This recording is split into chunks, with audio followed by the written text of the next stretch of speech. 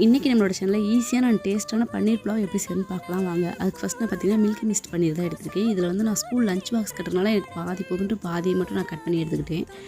இதை நான் பார்த்தீங்கன்னா சின்ன சின்ன கட்டமாக கட் பண்ணி எடுத்துக்கிட்டு இது கூட பார்த்தீங்கன்னா சில்லி ஃப்ளேக்ஸும் மிளகுத்தூள் மட்டும் போட்டு ஒரு 2 நிமிஷம் அப்படியே ஊற விட்டுட்டு அதுக்கப்புறம் பார்த்தீங்கன்னா ஒரு பேனில் வந்து பட்டர் அப்படின்னா ஆயில் அப்ளை பண்ணி ஃப்ரை பண்ணி எடுத்துக்கிறேன். நான் அதாவது 2 பக்கம் ஃபுல்லாக செவந்துருந்தால் அதை ஒரு பேனில் எடுத்து வச்சுருங்க ஓரமாக. இன்னொரு பாத்திரத்தில் நெய் விட்டு சாப் பண்ண பூண்டு, சாப் பண்ண ஒரு பெரிய வெங்காயம், ரம்பை இல்லை பிரியாணி இலைன்னு சொல்லுவோம் இல்லையா, அது ஏற்கனவே ஊற வச்சு வேக வச்ச பட்டாணி, மறுபடியும் இதில் கொஞ்சம் காரத்துக்காக chilli flakes, garam masala 1/4 spoon, மிளகுத்தூள் 1/4 ஸ்பூன் சேர்த்து நல்லா ஃபுல்லாக வதக்கி எடுத்துங்க. இப்போ வந்து பார்த்திங்கன்னா 1 கப் ரைஸ்னால் 2 கப் தண்ணி, அது மாதிரி 1 கப் ரைஸையும் நல்லா ஊற வச்சு வச்சுருக்கேன் 1 மணி நேரத்துக்கு முன்னாடி. அதையும் இது கூட சேர்த்துட்டு 2 கப் தண்ணி சேர்த்து அப்படியே சிம்மில் வேக வச்சிடலாம். ஒரு 2 நிமிஷம் கொதிச்சக்கப்புறம் பார்த்திங்கன்னா இந்த நம்ம ஏற்கனவே ஃப்ரை பண்ணி வச்சுருக்க பன்னீரை இது கூட மிக்ஸ் பண்ணிடலாம்.